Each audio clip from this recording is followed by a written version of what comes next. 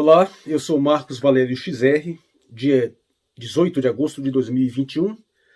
Aproveitar que eu estou sob o efeito de morfina, né? Porque eu estou tentando evitar passar meu 16º aniversário de casamento num hospital.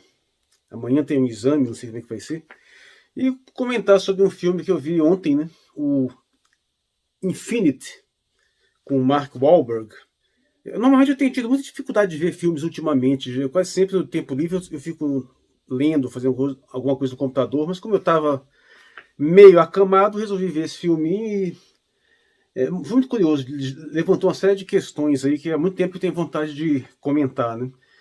Esse filme, que é mais uma das vítimas da pandemia, né? Porque era para se estrear no cinema e acabou em direto do streaming. E tem um. Eu tinha visto o trailer dele uma vez, me chamou bastante atenção. Mas assim, é bom deixar bem claro que o filme não é bom. Eu realmente não gostei muito do resultado. Tem uma ideia muito boa, uma premissa muito interessante, que é a premissa que eu quero falar sobre uma premissa pouco explorada de pessoas que se lembram das suas encarnações passadas, né? Essa ideia de reencarnação. Então, de uma certa forma, funciona como se fossem imortais, né? Porque eles recuperam todos aqueles conteúdos, então tem lá uma bagagem de memórias enorme.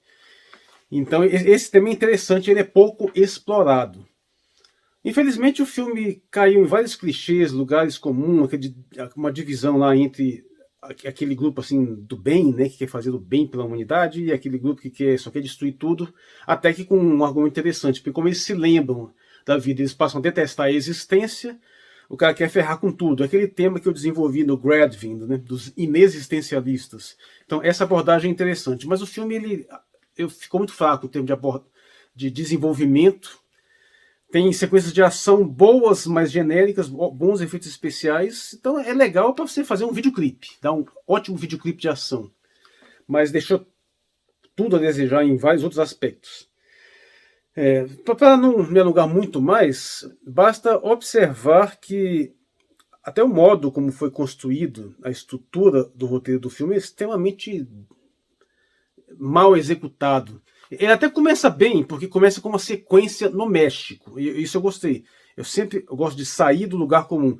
Só que é uma sequência de perseguição de carros. Você já fica assim, putz, um filme com essa ideia de abordagem de reencarnação não precisava ser exatamente um filme de ação, né?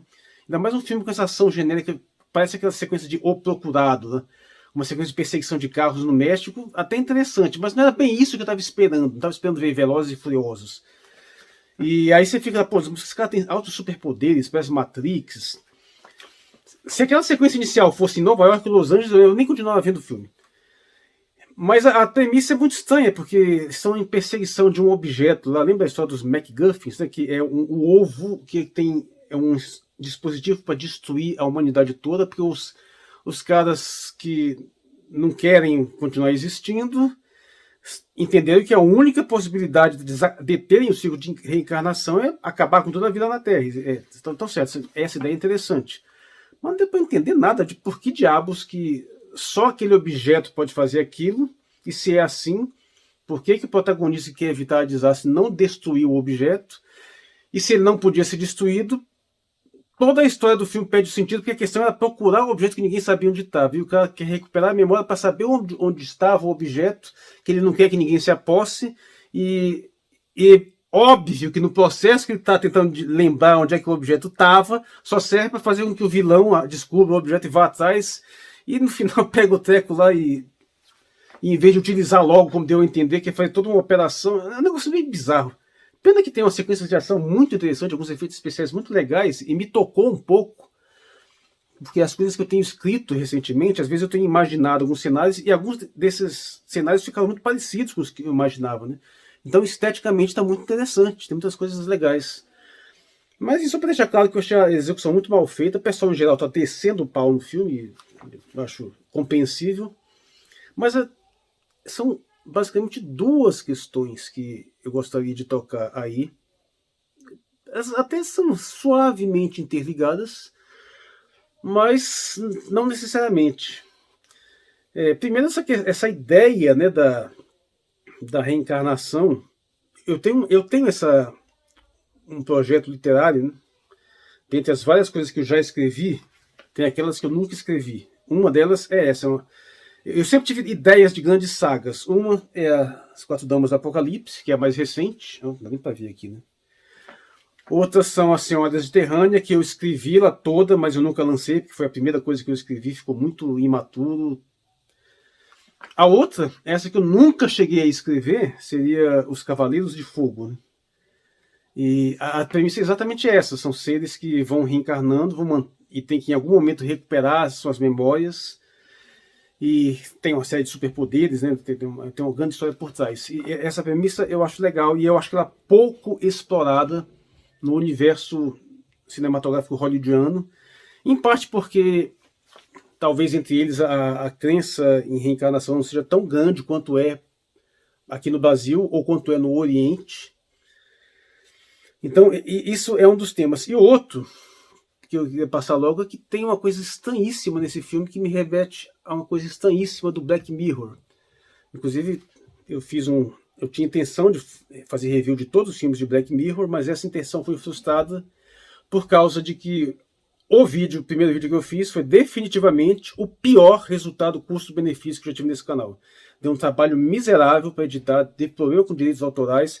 O vídeo me deu vários dias de ter que refazer, um trabalho desgraçado, e teve um dos piores resultado pífio. Pra você ter uma ideia, nas minhas modestas expectativas, uma coisa que eu tenho me preocupado ultimamente é que todos os meus vídeos tenham pelo menos 100 views, né? E esse do Black Mirror foi um dos que demorou anos para passar de 100 views. Assim, trágico. Agora eu tô com uns poucos vídeos que não passaram disso ainda. Aliás, peço até essa força. Dá um view nesses vídeos aí, esses vídeos que tem poucas visualizações, porque eu acho que isso faz uma certa diferença, ter esse mínimo, assim, né? Tem alguns vídeos que passam de 1000 até, mas... Então eu acabei ficando frustrado, porque pelo trabalho imenso que deu, e os únicos comentários que apareceram nesse vídeo do Black Mirror foi para reclamar do som, que acabou ficando ruim mesmo, de tanta coisa que eu tive que refazer. Então, fora isso, eu só comentei Black Mirror num outro vídeo, do efeito Mandela. Que aí, por exemplo, já é totalmente o contrário. Um vídeo que não deu trabalho nenhum, foi totalmente de improviso. E dentro desse parâmetro foi muito bem sucedido. Aí lá eu também comento um outro episódio de Black Mirror, né? Mas um dos principais motivos, se eu gostaria de fazer mais comentários sobre filmes Black Mirror, é essa premissa completamente maluca de você conseguir aprisionar uma mente, ou se você preferir, numa leitura mais espiritualista, uma alma, num dispositivo digital, sabe? E no Black Mirror eles chamam de cookies. E nesse The Infinity, o sujeito lá desenvolve um meio de você deter o ciclo de reencarnação, aprisionando a pessoa no mundo digital, que não aparece em momento nenhum. Você até esperaria que de repente tivesse uma ação no mundo digital ali, ou de repente teria até uma grande revelação, descobrir que eles já estão no mundo digital, mas não acontece nada disso. E é muito bizarro, porque a premissa, pegando essa questão da espiritualidade, do reencarnacionismo, ela é bastante bem delineada na maioria das culturas, e uma coisa que é absolutamente clara é que não tem menor fundamento você permitir esse tipo de transição, de digitalização de uma alma, né? Porque das duas, ou essas almas só podem encarnar em organismos biológicos complexos. Existem muitas reflexões em filosofia da mente que dão conta de que é exatamente a extrema complexidade cerebral, a singularidade dessa estrutura que permite um instanciamento de uma mente. Então, necessariamente, você só poderia encarnar nessas grandes estruturas, ou você precisaria ter um plano espiritual mais sutil, né, que permitisse essa vida no mundo astral, aquele plano mental mais sutil, mas que a gente está acostumado a ver na ideia de um mundo pós-morte, dos fantasmas, de cidades espirituais. A coisa muito, no kardecismo tem muito isso, a ideia do nosso lar, né? E dos dois jeitos não tem como se chegar nessa bizarrice de você conseguir digitalizar, porque ou você encarna dentro de uma estrutura orgânica extremamente complexa que é o cérebro, e pelo amor de Deus, não tem como você fazer num chipzinho uma estrutura com a mesma capacidade de interação de informação quanto um cérebro humano. Isso é totalmente absurdo.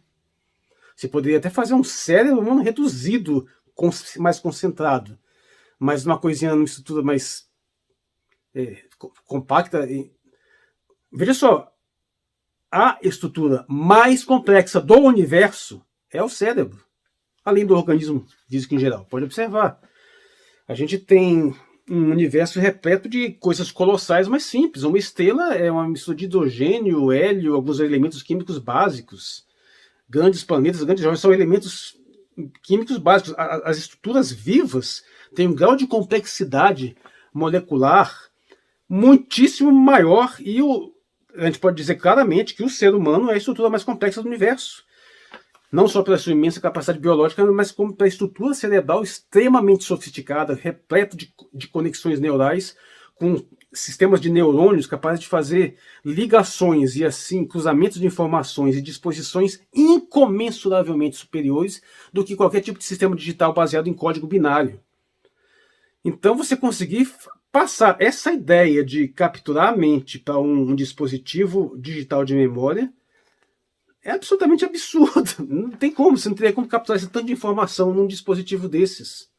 Faria mais sentido se aprisioná-las em cérebros presos dentro de uma famosa ideia do cérebro numa cuba, né, que a pessoa está só aquele cérebro dentro de um líquido lá, ligado por eletrodos. Isso aí faz sentido, mas num chip. E em Black Mirror, você vê muito isso. E pra piorar, nesse filme, o cara inventa uma arma, que ele dispara uma bala lá, a bala atinge o cara e pega a alma pro campo digital e leva lá não sei para onde. O negócio é muito estranho. E em Black Mirror, essa ideia ela vai ser utilizada de umas formas muito curiosas. Um dos meus episódios favoritos é o San Junipero, que, destoando da maioria dos episódios de Black Mirror, né, ele é bem... o que eu chamo de episódio light mirror, né? Porque ele é um episódio alto astral, benevolente, com um final feliz, uma coisa... É um romance lésbico, mas muito bem desenvolvido. É aquela coisa que basicamente tem essa premissa. As pessoas vivem, passam a viver uma vida no mundo digital, né? E, claro, isso vai gerar todos aqueles problemas de continuidade mental para o qual eu tenho uma live, que é uma situação bem mais complicada. Mas o ponto importante é que, além dessa concepção mais benevolente, em Black Mirror é explorado muito o exato contrário. Como que você poderia colocar essa disposição na mão das piores perversões humanas, permitindo que pessoas criassem seus infernos pessoais para torturar com formas hediondas as outras assim, indefinidamente.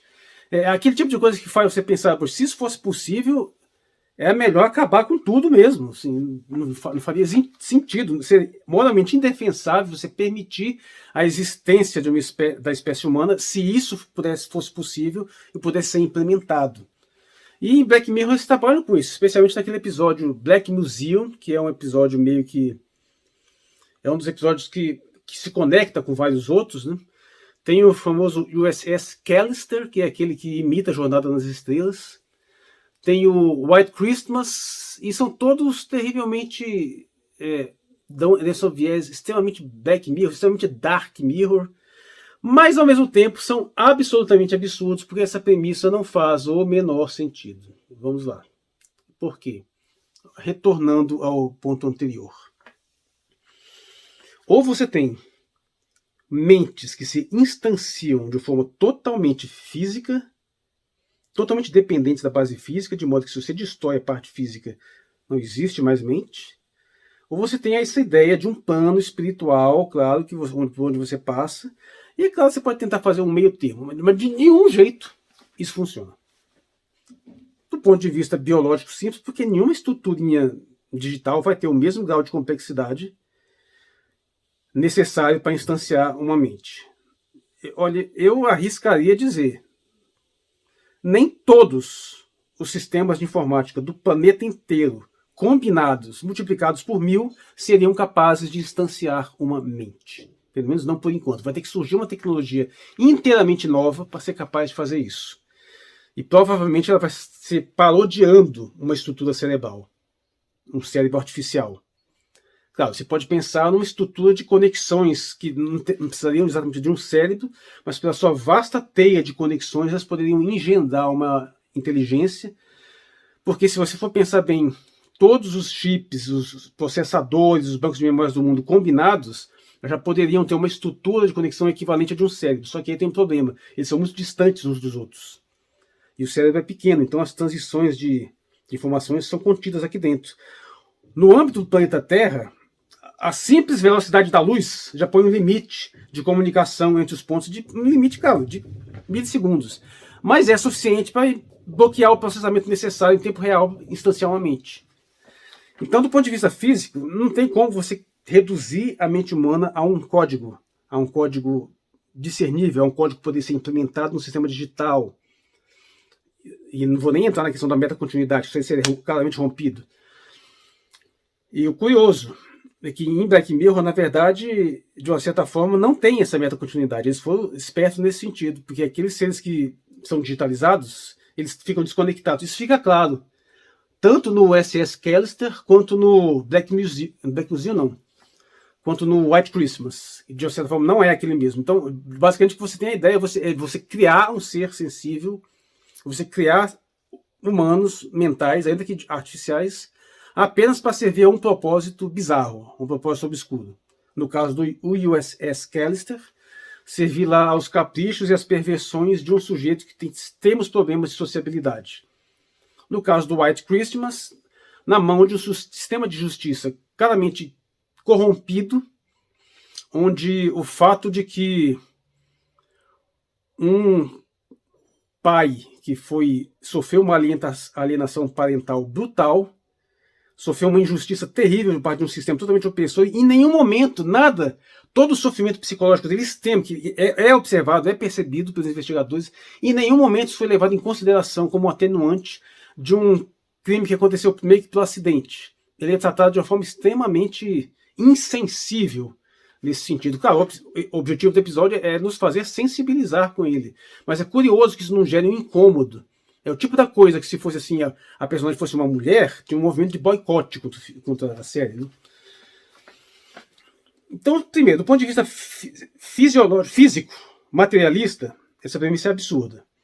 Não só por romper a continuidade mental, mas que você não tem como instanciar algo tão sofisticado quanto uma mente em estruturas tão pequenas. No caso do USS Callister, é especialmente mais grave, porque o cara faz isso coletando uma amostra de DNA e sabe-se lá por que raio de motivo esse DNA é digitalizado e essa digitalização puxa a mente. Meu Deus do céu, um negócio completamente louco.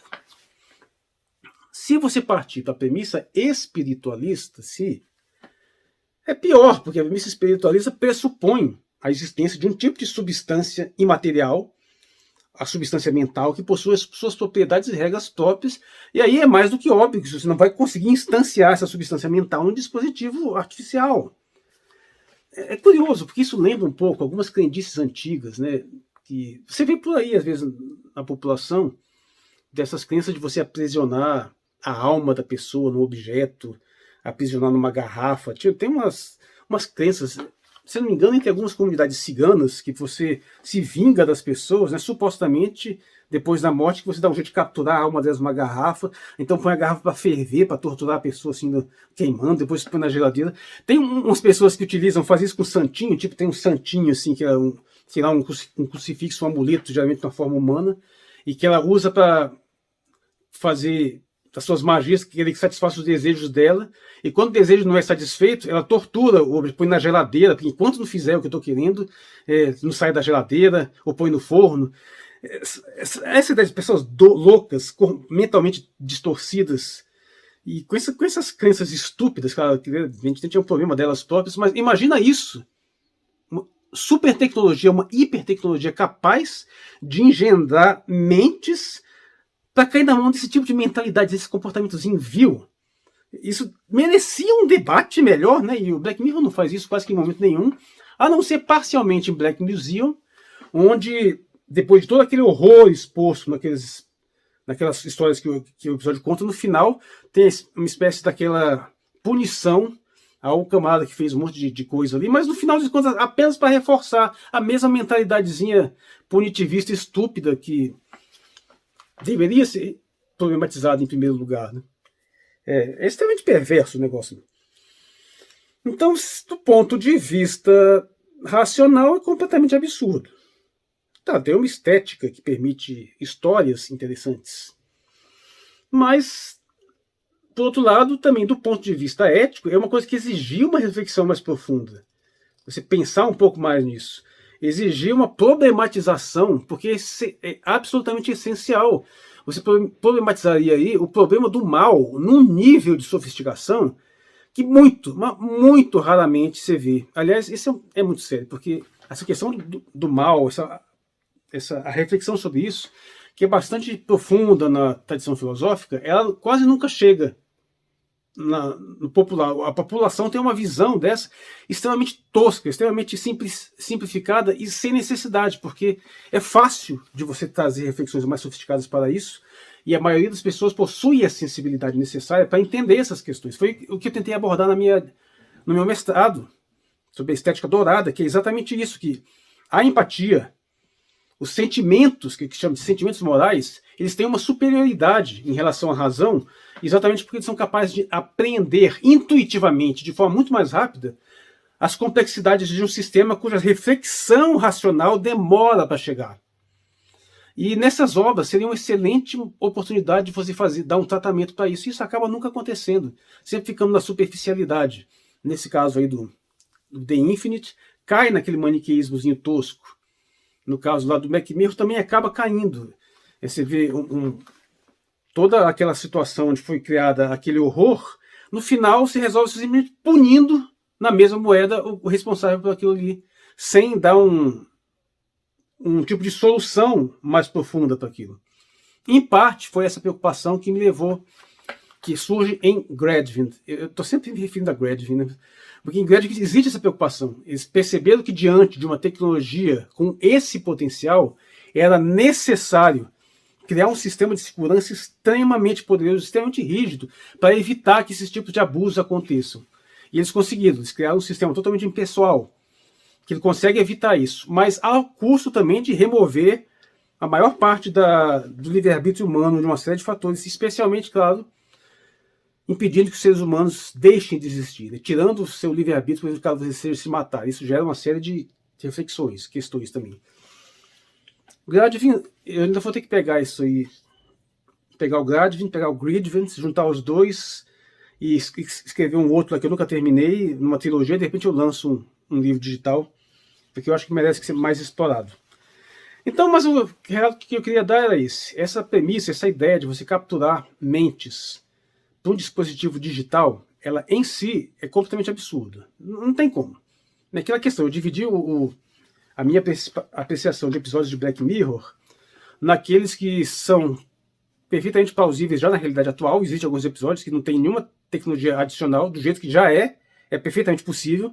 Se tiver um absurdo, é mais um absurdo do ponto de vista social, político.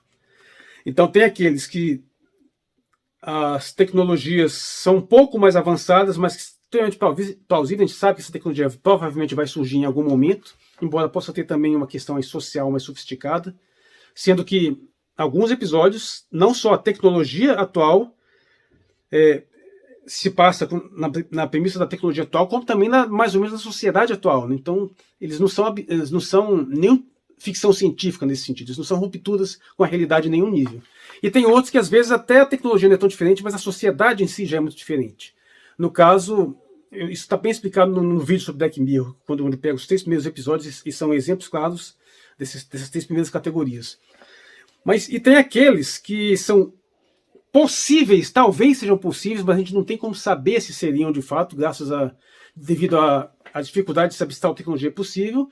E tem aqueles que são absurdos, que não tem jeito, não importa, não faz diferença a tecnologia avançar, vai continuar sendo absurdo. Essa é a categoria essa questão de digitalizar mentes, é absolutamente absurdo, não tem como funcionar. Isso não quer dizer que não gere bons episódios, mas ele tem esse problema, né? Pois bem, fechando essa parte que foi levantada essa questão do infinito, né, que entra nesse ponto e curiosamente não desenvolve. É esquisito, o cara tem uma ideia assim, podendo explorar, e fica perdendo tempo com umas sequênciazinhas de ação genéricas.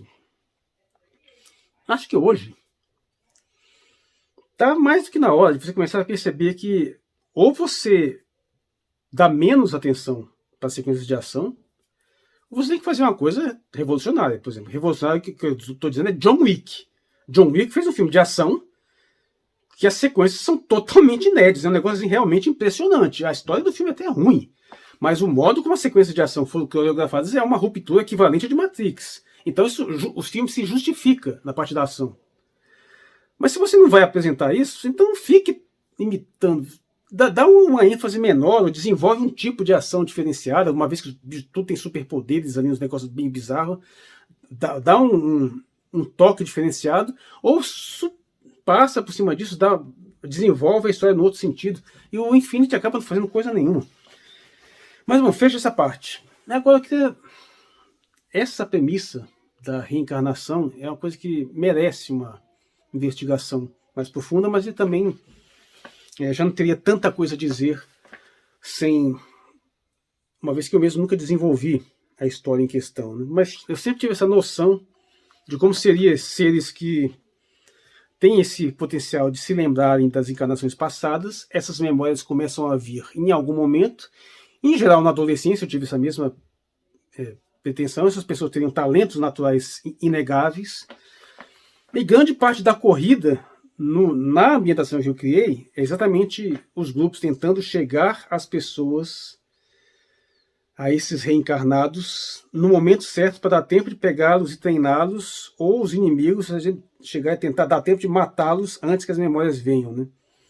Às vezes tentando deter o ciclo de encarnações. Mas essa ideia é muito interessante, não só por se comunicar com todas essas questões das tradições. No The Infinity tem até mesmo aquele negócio do teste que existe no Tibete para reconhecer o Dalai Lama, né? Aquele negócio dos objetos, você tenta reconhecê-los.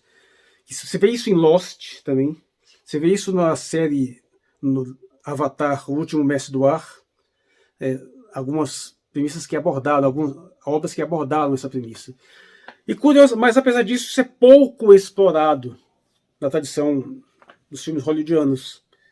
Eu não me lembro de qualquer outra coisa além desses que utilizou isso de uma forma mais larga, especialmente nessa seara de filmes de ação, de ficção científica. Não me lembro bem. Mas a minha ideia era sempre pensar essa série de encarnações assim, num plano histórico muito mais amplo. Então seria uma história que teria uma vasta parte ambientada em vários momentos passados da humanidade, no presente e no futuro, evitando esse condocentrismo de achar que o momento crucial tem que ser o nosso presente, né? Que aliás é um problema geral. São poucos filmes que se atrevem a tirar o nosso momento, o maldito present day, do foco central da história, que geralmente é o present day se relaciona com o passado ou se relaciona com o futuro. Quem tem coragem de pular isso e ignorar o presente atual e fazer uma história de viagem do tempo que transcende esse negócio, passa direto para um passado distante, ou não tão distante quanto para um futuro distante, que não seja aquelas histórias que foram criadas no present day da época, né? Que nem a Máquina do Tempo de H.G. Wells, cujo a história começa no final do século XIX, mas é porque o livro foi escrito no final do século XIX. Então, nesse sentido, não tem tanta diferença. Ou, por exemplo, para comentar um caso interessante, esse do Loki, né? A série do Loki, que eu achei meio fraca também. Enquanto WandaVision foi uma perfeição, aquele Soldado Invernal eu achei ruinzinho, esse Loki eu achei até um pouquinho melhorzinho, mas fica também nos comentários, aproveitar para fazer esse comentário aqui, porque achei... Cara, eu gosto dessa estética, de você imitar... vamos fazer um visual estilo anos 60, 70, com o pessoal, a organização que controla todo o universo de Viagem do Tempo lá, faz tudo na base de uns livros velhos, assim, sabe, uns relatórios escritos à mão. Mas não é só estética. Você vê que realmente não tem dispositivos verdadeiramente sofisticados. A instituição que está além do tempo, está na eternidade, que tem esse controle todo, tem uma tecnologia tosca. E não é uma coisa que você vê, pelo menos naquele filme lá, interessantíssimo, com o Matt Damon, o The Adjustment Bureau, que esse filme tem essa ideia desse visual, mas ele tem só o visual, não, mas tem uma tecnologia extremamente sofisticada, para ter aquele visual anos 30, né? Nesse da série do Loki, eles têm lá um dispositivo de transitar por universos paralelos e algumas coisas assim, umas tecnologias inexplicáveis, e seriam tão extremamente poderosos a ponto das joias do infinito serem coisas desprezíveis, largadas ali, e no entanto, é aquela tosqueira, é aqueles soldados com aquele visual assim, fascista, né? Com uns cacetetes, que você chega num mundo medieval que ataca fogo, mata todo mundo, um negócio assim, tosco para dizer o mínimo. Mas a série é interessante do ponto de vista dramático, né? Do ponto de vista estético, então tem uma certa poesia. Mas assim, fechando essa parte. Foi só porque eu resolvi implicar com o cronocentrismo, né? Nesse sentido. Mas essa ideia da reencarnação, ela, cara, ela tem que ser pensada de uma forma mais sofisticada. É um negócio muito complexo. Peraí. E devido ao enorme comprimento deste vídeo, eu decidi dividi-lo em duas partes. Então fica aqui, foi a primeira parte, e a outra parte eu publico depois, que tem mais meia hora pela frente. Obrigado pela atenção.